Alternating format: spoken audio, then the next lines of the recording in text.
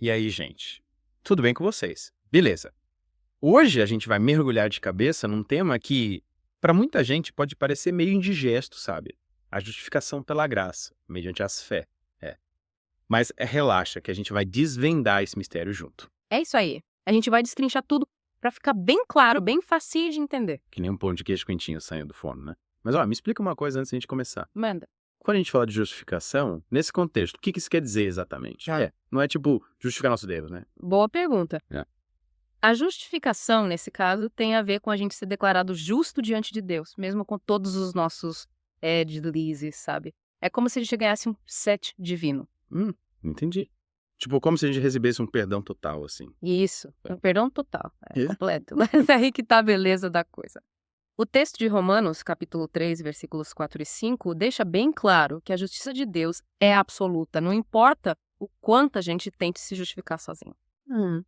Eu entendi que por mais que a gente faça de tudo pra ser bonzinha, a gente nunca vai ser bom o suficiente pra Deus. Exatamente. O texto fala que todos nós nascemos com uma natureza pecaminosa. Ou seja, a gente já nasce com uma tendência a errar, sabe? É como se a gente já viesse com o vírus do pecado instalado de fábrica. Então já nascemos contaminados, então. Que situação. E como a gente resolve isso? Faz o que com esse vírus? É aí que entra a graça, meu amigo. E é aqui que a coisa fica interessante. O texto critica aqueles que tentam se justificar pelas próprias ações, sabe? Fazer um monte de boas obras, seguir um monte de regras. Sei lá, tipo, tentar se curar do vírus com remédio caseiro. Mais ou menos isso. É como se a gente tentasse pagar uma dívida enorme com moedinhas de 1 centavo. Não vai dar certo, né? Verdade. E o texto de Gálatas, capítulo 3, versículos 1 a 5, reforça essa ideia, né? Dizendo que até os milagres aconteciam pela fé e não por seguir regra. É isso aí. A fé é a chave que abre a porta da graça. É ela que nos conecta com a cura, com a solução definitiva para o nosso problema. Entendi. Me fala uma coisa. Esse negócio de fé parece meio abstrato, né? Como é que a gente coloca isso em prática, no dia a dia? Para a gente entender melhor a fé na prática, a gente precisa dar uma olhada na história do apóstolo Paulo. No capítulo 3 de Filipenses, versículos 1 a 10, ele descreve a transformação que ele viveu. São Paulo. Aquele que era tipo um figurão antes de se converter. Ele mesmo se orgulhava da sua linhagem, da sua religiosidade, das suas boas obras. Mas quando ele encontrou Cristo, ele percebeu que tudo isso era vazio, sabe? Insignificante. Sério. Ele abriu mão de tudo isso por causa da fé. Sem medo de ser feliz. Porque ele entendeu que o verdadeiro tesouro, a verdadeira riqueza, deve ser achado nele, em Cristo. Ser achado nele. Essa frase me chamou atenção. O que você acha que ele quis dizer com isso? Boa pergunta. Pra mim, essa frase tem a ver com uma união profunda com Cristo, sabe? Não é só acreditar que ele existe, mas viver junto com ele. Deixar ele transformar a gente por dentro. Então, a justificação não vem das nossas ações, mas de estarmos unidos a Cristo. Exatamente. E o texto de Filipenses ainda compara a justiça da lei com a justiça pela fé em Cristo, para deixar bem claro que são coisas completamente diferentes. Mas espera aí, se a gente não precisa merecer com a justificação, será que isso quer dizer que as nossas ações não importam? Tipo, podemos viver no modo automático. Calma lá. Essa é uma pergunta que merece ser explorada com calma. A gente vai desvendar esse mistério na próxima parte do nosso mergulho. Segura a ansiedade aí que a gente já volta. E aí, gente? De volta pro nosso mergulho. Preparados para continuar? Preparadíssimo. A gente parou naquela pergunta, lembra? Se a gente não precisa merecer a justificação, será que as nossas ações não importam? Tipo, podemos ver no modo automático, sabe? Fazer o que der na telha. Que nada. É que a coisa fica boa. O texto colado é bem claro, viu? A salvação é pela graça mediante a fé, e não pelas nossas obras. Mas isso não quer dizer que a gente pode viver de qualquer jeito. Então, quer dizer que, Amém. mesmo sendo salvos pela graça, as nossas ações ainda contam. Me explica isso melhor, vai. É o seguinte, imagina que você ganha um carro zero de presente. Você não precisa pagar nada por ele, é pura bondade de quem te deu. Mas isso não significa que você pode sair dirigindo por aí sem carteira, né? Fazendo o que quiser, colocando a sua vida e dos outros em risco. Entendi. A graça é tipo esse presente, mas a gente precisa usar ele com responsabilidade, né? Exatamente. E o texto de Efésios, capítulo 2, versículos 8 a 10, fala disso também. Diz que quando a gente é transformado pela graça, a gente naturalmente começa a produzir boas obras. É como se o próprio carro já viesse com um GPS que te guia para o caminho certo. Então as boas obras são tipo uma consequência da justificação e não um pré-requisito. Isso. É como se a gente começasse a dirigir com mais cuidado, sabe? Não por medo de ser multado, mas porque a gente gosta de estar no volante daquele carro especial. É a gratidão que te leva a fazer o bem. Faz sentido. E o que o texto fala sobre aquela justiça própria que a gente tanto corre atrás? O texto colado critica bastante essa ideia de que a gente pode se justificar na frente de Deus pelos nossos próprios méritos, entende? É como se a gente tentasse montar o nosso próprio carro em vez de aceitar o presente que Deus está dando. E convenhamos, né? Por mais que a gente se esforce, nosso carrinho nunca vai ser tão bom quanto o que Deus nos dá de graça. Verdade. É como se a gente achasse que pode construir um carro melhor que o de Deus, sabe? Mas, no fundo, é só ilusão. É a gente querendo bancar o esperto, mas no fundo só se atrapalhando. E o texto de Filipenses fala disso também, né? O apóstolo da Paulo, que antes se achava o tal por causa da sua religião e das suas boas ações, ele reconheceu que tudo aquilo era besteira perto da grandeza de Cristo. Ele viu que o verdadeiro tesouro estava em Cristo e não nas coisas que ele tinha conquistado. É como se ele tivesse trocado, sei lá, uma coleção de carrinho de brinquedo por uma Ferrari. Realmente não tem comparação.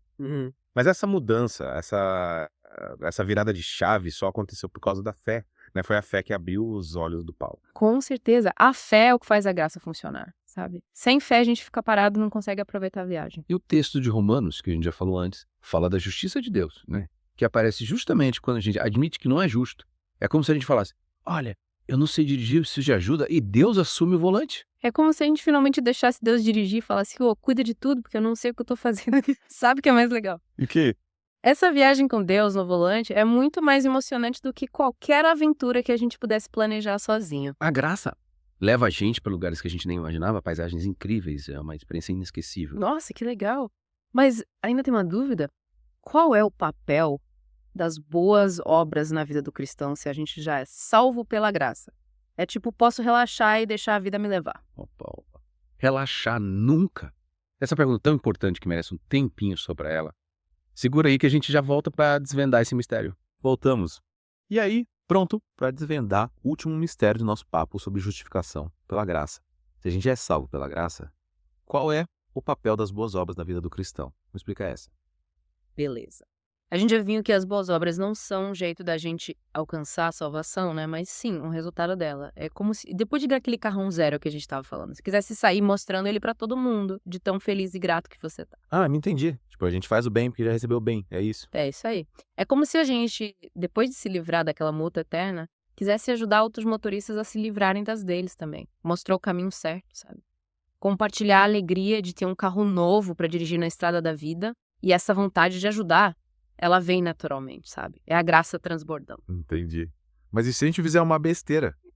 Tipo, bater o carro ou desobedecer as leis de trânsito? A gente perde a graça. Calma. Deus não está esperando a gente errar para aplicar uma multa, não.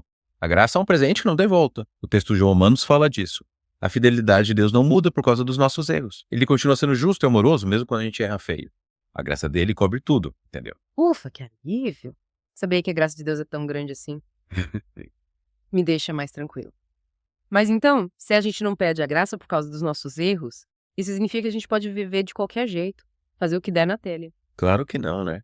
A gente tem que se esforçar para viver direito, buscando sempre o bem e agradando a Deus. Afinal, não queremos causar acidentes com as nossas atitudes, né? É como dirigir aquele carrão zero com responsabilidade, para ser uma bênção na nossa vida e na vida dos outros. Faz sentido. Mas e aí, como é que a gente faz pra viver essa vida direitinho? Com responsabilidade, buscando o bem. O texto de Efésios lembra que a força pra fazer o bem também vem de Deus.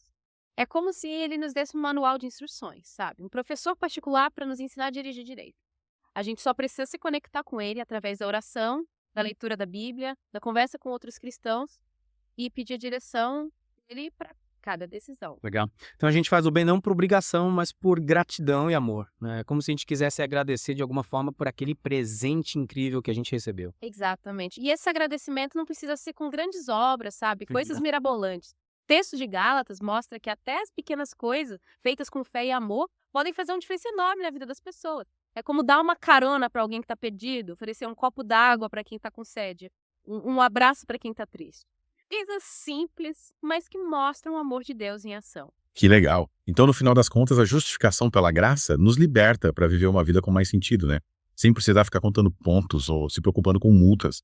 A gente pode focar em amar a Deus e amar as pessoas, mostrando essa gratidão através das nossas ações. Isso aí. A gente troca a preocupação pela alegria, a ansiedade pela gratidão. Deixa de ser aquele motorista tenso, com medo de errar, e vira um viajante tranquilo, curtindo a paisagem, a viagem, porque sabe que tem um Deus maravilhoso no volante. Que bonito isso. E realmente é uma mensagem libertadora. Acho que a gente conseguiu entender direitinho essa história de justificação pela graça, né? Com certeza. E espero que esse nosso papo tenha te ajudado a entender melhor esse presente incrível que Deus nos dá. Mas o mais importante é colocar tudo isso em prática, né? Deixar a graça de Deus transformar a nossa vida e nos dar força para viver com amor e propósito. E por hoje é só, pessoal. Espero que vocês tenham gostado da nossa conversa.